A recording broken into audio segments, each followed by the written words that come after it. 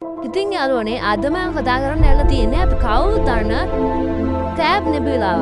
යාළුවනේ මේක සුපර්නෝවා පිපුරුවින්දා මේක හැදලා තියෙන්නේ යාළුවනේ. යාළුවනේ ඉතින් මේක පිරලා තියෙන්නේ අපිට ආලෝක වර්ෂ 6500ක විතර දුරින් යාළුවනේ.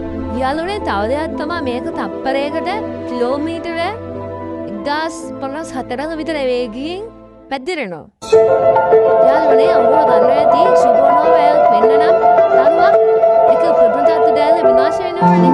අනේ තව තමයි මේ සුපර්නෝවා කාබන් මිලා දෙන්න. ඉතින් තව තමයි SN 1054 කියන තරුව මේක කියන්නේ හරියටම හම්බෙලා අපි දැන් යනවා කතා කරමු මේක කොහෙද තියෙන්නේ කියලා. මේ කොහොමද කැප්චර් කරන්නේ කියලා.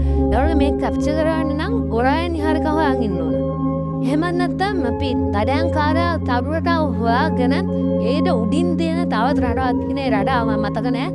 ඒ රටාවේ කෙරොල්ලම තියෙනවා ක්‍රාබ් නේ. යාළුවනේ නම් මම තවත් දවසක මගේ ටෙලස්කෝප් එකෙන් ඒක කැප්චර් කරගන්න වීඩියෝ එක මම දාන්නම්